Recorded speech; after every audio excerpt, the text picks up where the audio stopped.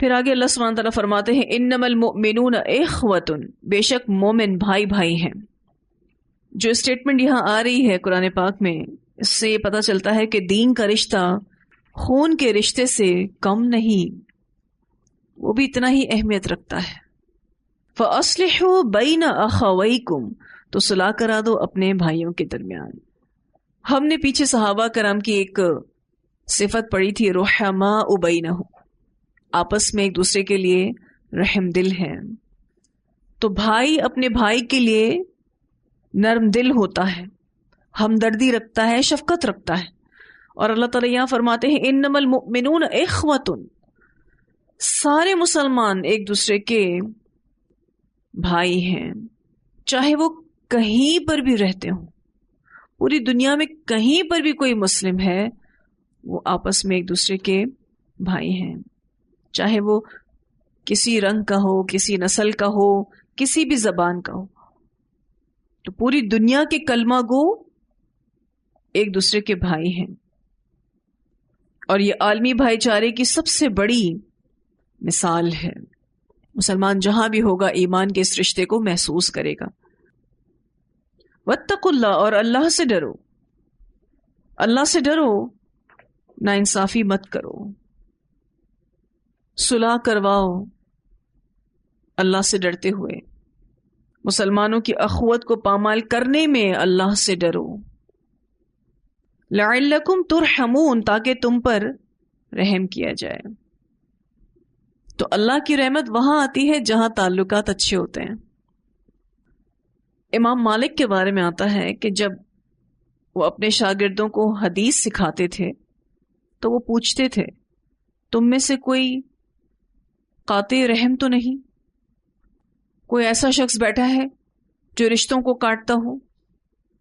تو جو کوئی کہتا کہ میں ہوں تو امام مالک اس کو وہاں سے نکال دیتے، کہتے تھے کہ تم نہیں بیٹھ سکتے میری کلاس میں.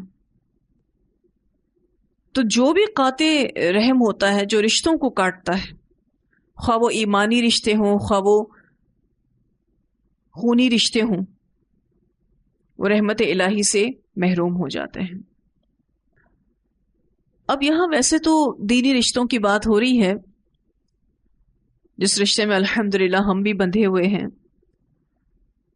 اور ہم سب اس کو محسوس کرتے ہیں کہ اس دینی رشتے کی بھی ایک عجیب ہی مٹھاس ہے، ایک عجیب ہی یہ محبت ہے کہ کوئی خونی رشتہ نہیں، لیکن اس کے باوجود بھی ایک دوسرے کی فکر، ایک دوسرے کی تکلیف، اپنی تکلیف محسوس ہوتی ہے.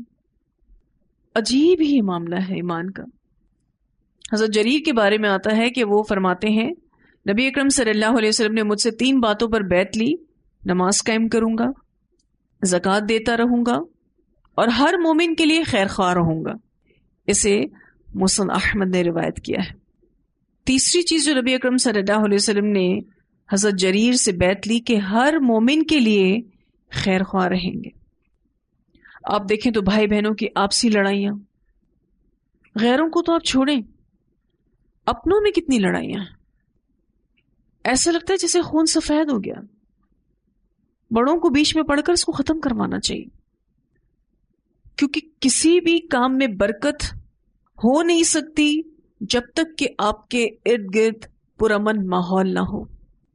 کوئی بھی کام آپ کرتے ہیں اس کو آپ خوبی کے ساتھ تبھی کر سکتے ہیں جب آپ کے پاس ایک پیسفل انوائرمنٹ ہو. جب تک آپ بدامنی کا شکار ہوتے ہیں آپ کچھ بھی کریٹیوٹی نہیں کر سکتے. اور یہ بات ہم سب اچھے سے محسوس کرتے ہیں کہ انسان سردی گرمی ابھی بھی برداشت کر لیتا ہے، لیکن آپس کی خرابی، دلوں کا میل اور دلوں کی بے چینی اور نفرت، یہ انسان کو اندر سے کھوکھلا کر دیتی، اندر سے خالی ہو جاتے ہیں.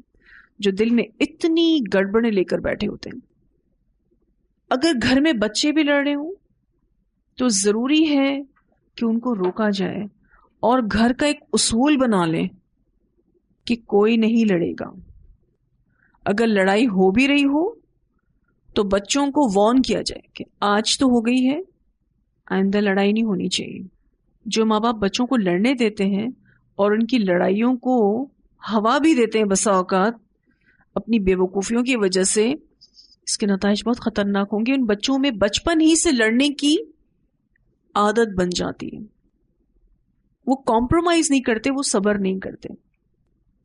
پھر اگر ہم ایسے کمزور ہیں کہ ہم کسی کی صلح نہیں کرا سکتے تو کسی اور کے تھرو صلح کرانے کی کوشش کرنی چاہیے. بعض دفعہ ہم یہ محسوس کرتے ہیں کہ شاید میری بات کوئی نہیں مانے گا، میری پوزیشن کمزور ہے. اس صورتحال میں کسی اور کے تھرو بھی کوشش کرانی چاہیے صلح کی. ہاتھ پہ ہاتھ رکھ کے نہیں بیٹھنا چاہیے کہ میں تو نہیں کر سکتی تو چھوڑو، اگر میں نہیں کر سکتی تو میں کسی اور کے ذریعے کروانے کی کوشش کروں. کیونکہ یہ آپسی رشتہ جو ایمان کا ہے، اور پھر اگر اللہ تعالیٰ نے اس پر اور کوئی رشتہ داری دی ہے تو رسپانسبلٹی ڈبل ہو جاتی ہے، دگنی ہو جاتی ہے. اور جب ریلیشنز اچھے ہوتے ہیں، ایک دوسرے کے ساتھ محبتیں ہوتی ہیں، تو بندہ ایک دوسرے کے لیے دعائیں کرتا ہے. وہ حدیث ہم نے پڑھی ہے، ابو داؤد کی روایت ہے، جب کوئی مسلمان غائبانہ طور پر اپنے بھائی کے لیے دعا کرے تو فرشتہ کہتا ہے آمین، اور تجھے بھی اللہ تعالیٰ اس طرح عطا فرمائے. اور یہ دعائیں تبھی نکلیں گی جب آپسی ریلیشنز اچھے ہوں گے. جب دل ٹوٹے ہوتے ہیں نا، پھر کوئی کسی کے لیے دعا نہیں کرتا. بہت بہترین تحفہ ہے دعا کا تحفہ، جو اپنے ہر رشتے کو دے سکتے ہیں. ایک روایت جو بہت بار ہم پڑھ چکے، جس میں نبی اکرم صلی اللہ علیہ وسلم نے فرمایا کہ باہمی محبت، رحم دلی اور میل جول کے اعتبار سے مومنوں کی مثال ایک جسم کی طرح ہے. کئی بار پڑھ چکے ہیں اس حدیث کو کہ سارے مومنین ایک جسم کی طرح ہیں. جب اس کے ایک عضو کو تکلیف ہو تو سارا جسم بیداری اور بخار کی وجہ سے بے قرار ہو جاتا ہے. اسے بخاری نے روایت کی. سمجھایا جا رہا ہے کہ آپس میں مومنوں کا رشتہ کیسا ہونا چاہیے، کتنا خیال رکھتے ہیں اپنے جسم کا. کسی ایک جگہ درد ہو رہا ہو تو دھیان اسی پر ہی پڑا رہتا ہے. سر میں درد ہے، پورا جسم اس کو فیل کرتا ہے. مومنوں کی جو کمیونٹیز ہیں اس کی بانڈنگ ایسی ہونی چاہیے، آپسی کنیکشنز ایسے ہونے چاہیے.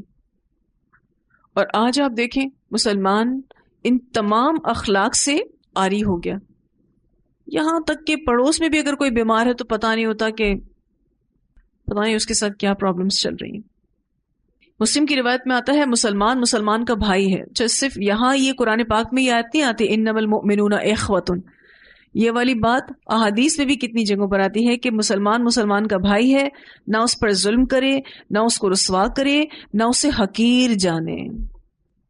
اسے مسلم نے روایت کیا ہے، حقیر بھی نہیں جاننا. ایک اور روایت میں آتا ہے نبی اکرم صلی اللہ علیہ وسلم نے فرمایا جو شخص اپنے بھائی کی عزت کی دفاع کرتا ہے اللہ تعالیٰ قیامت کے دن اس کے چہرے سے جہنم کی آگ کو ہٹا دیں گے. اسے ترمذی نے بھی روایت کیا اور مسند احمد نے بھی روایت کی. عزت کا دفاع کیا ہے؟ اس کا عیب چھپا دیا اور اس کی غیبت نہ کی. ٹھیک ہے، اس کو کوئی رسوا کر رہا ہو تو اس کا سپورٹ کیا، کوئی اس کی بے عزتی کر رہا ہو تو اس کو روکا. تو عزت کا دفاع یہ ہے. ایک اور روایت میں آتا ہے نبی اکرم صلی اللہ علیہ وسلم نے فرمایا ہر مسلمان پر دوسرے مسلمان کا خون، مال اور عزت حرام ہے. اسے مسلم نے روایت کیا ہے. ایک اور روایت میں آتا ہے کسی مسلمان کے لیے حلال نہیں کہ وہ دوسرے مسلمان کو خوف زدہ کرے.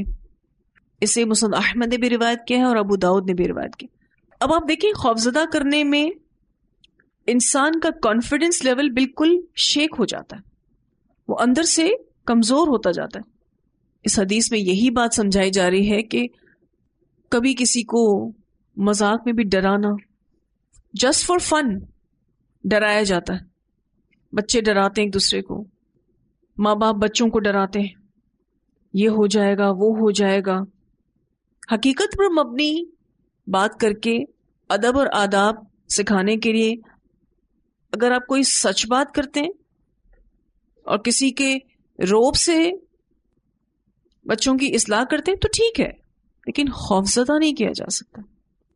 پھر ایک اور روایت میں آتا ہے کسی مسلمان کے لیے حلال نہیں کہ وہ اپنے بھائی یعنی مسلمان کی طرف ایذا رسانی کی نظر سے بھی دیکھے، اسے مسند احمد نے روایت کیا. یعنی اگر آپ کو صرف اس نظر سے کسی کو دیکھنا ہے کہ میں اس کو تکلیف پہنچاؤں، وہ بھی نہ دیکھے. کتنی ساری احادیث ہیں جو اس بات کو ظاہر کر رہی ہیں کہ ایک مسلمان کا دوسرے مسلمان کے ساتھ کیا تعلق ہے. وہ ایذا رسانی کی نظر سے بھی نہیں دیکھ سکتا. اگر وہ ان نظروں سے نہیں دیکھ سکتا تو صرف کون سی نظر باقی رہ جاتی ہے جسے دیکھنا ہے؟ محبت کی نظر. بس کوئی اور چوائس نہیں ہے آپ کے پاس. اگر اپنے مسلمان بھائی کو دیکھنا ہے تو صرف اور صرف ادب کے ساتھ، محبت کے ساتھ، اس ایمان کے رشتے کو محسوس کرتے ہوئے. باقی کوئی اور چوائس آپ کے پاس نہیں ہے، کیونکہ اللہ تعالیٰ فرماتے ہیں انما المؤمنون اخوۃ فاصلحوا بین اخویکم واتقوا اللہ لعلکم ترحمون. چلیں اتنی تلاوت سنتے ہیں. وَإِن طَائِفَتَانِ مِنَ الْمُؤْمِنِينَ اقْتَتَلُوا فَأَصْلِحُوا بَيْنَهُمَا فَإِن بَغَتْ إِحْدَاهُمَا عَلَى الْأُخْرَى فَقَاتِلُوا الَّتِي تَبْغِي حَتَّى تَفِيءَ إِلَى أَمْرِ اللَّهِ فَإِن فَاءَتْ فَأَصْلِحُوا بَيْنَهُمَا بِالْعَدْلِ وَأَقْسِطُوا إِنَّ اللَّهَ يُحِبُّ الْمُقْسِطِينَ. إِنَّمَا الْمُؤْمِنُونَ إِخْوَةٌ فَأَصْلِحُوا بَيْنَ أَخَوَيْكُمْ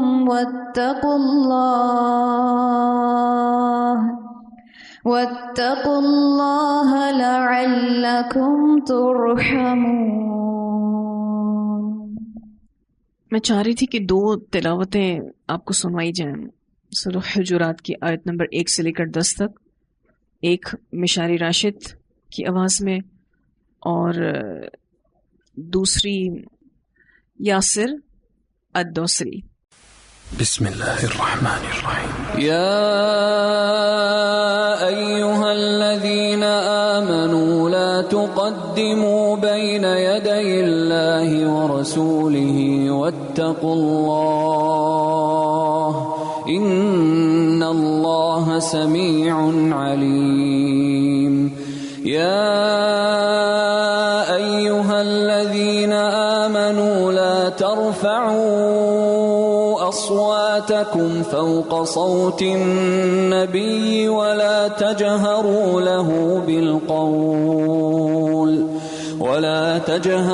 له بالقول كجهر بعضكم لبعض أن تحبط أعمالكم وأنتم لا تشعرون. إن الذين يغضون أصواتهم عند رسول الله أولئك الذين امتحن الله قلوبهم للتقوى لهم مغفرة وأجر عظيم. إن الذين ينادونك من وراء الحجرات أكثرهم لا يعقلون. ولو أنهم صبروا حتى تخرج إليهم لكان خيرا لهم والله غفور رحيم. يا أيها الذين آمنوا إن جاءكم فاسق بنبأ فتبينوا أن تصيبوا قوما بجهالة فتبينوا أن تصيبوا قوما بجهالة فتصبحوا على ما فعلتم نادمين. واعلموا أن فيكم رسول الله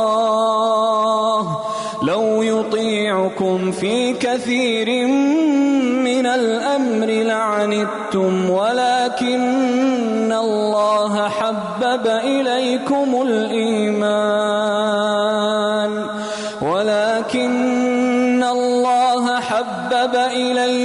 الإيمان وزينه في قلوبكم وكره إليكم الكفر والفسوق والعصيان أولئك هم الراشدون فضلا من الله ونعمة والله عليم حكيم. وإن طائفتان من المؤمنين اقتتلوا فأصلحوا بينهما فإن بغت إحداهما على الأخرى فقاتلوا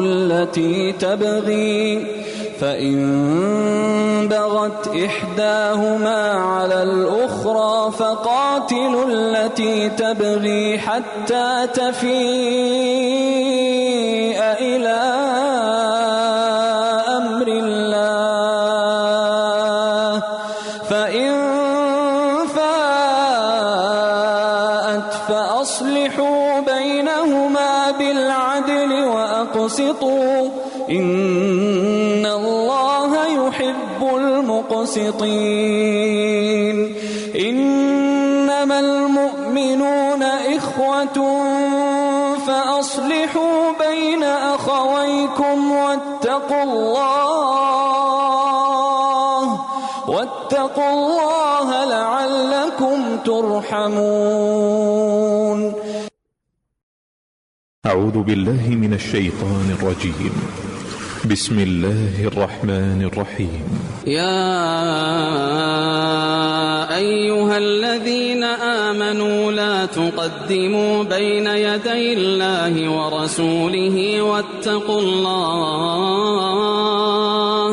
واتقوا الله إن الله سميع عليم. يا أيها الذين آمنوا لا ترفعوا أصواتكم فوق صوت النبي ولا تجهروا له بالقول كجهر بعضكم لبعض أن تحبط أعمالكم وأنتم لا تشعرون. إن الذين يغضون أصواتهم عند رسول الله أولئك الذين امتحن الله قلوبهم للتقوى لهم مغفرة وأجر عظيم. إن الذين ينادونك من وراء الحجرات أكثرهم لا يعقلون. ولو أنهم صبروا حتى تخرج إليهم لكان خيرا لهم والله غفور رحيم. يا أيها الذين آمنوا إن جاءكم فاسق بنبأ فتبينوا أن تصيبوا قوما بجهالة فتصبحوا على ما فعلتم نادمين. واعلموا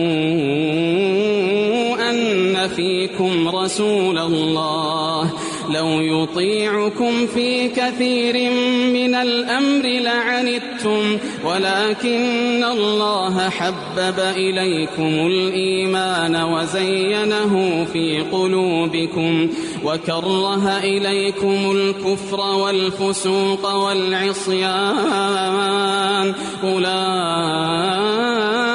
هم الراشدون فضلا من الله ونعمة والله عليم حكيم وإن طائفتان من المؤمنين اقتتلوا فأصلحوا بينهما فإن بغت إحداهما على الأخرى فقاتلوا التي تبغي حتى تفيء إلى أمر الله فإن فاءت فأصلحوا بينهما بالعدل وأقسطوا إن الله يحب المقسطين إنما المؤمنون إخوة فأصلحوا بين أخويكم واتقوا الله لعلكم ترحمون. خوبصورت قرات ہے الحمدللہ. تو الحمدللہ یہ لیسن ہمارے یہاں مکمل ہوا. وآخر دعوانا الحمدللہ رب العالمین. سبحانک اللہم و بحمدک نشہد ان لا الہ الا انت نستغفرک و نتوب الیک.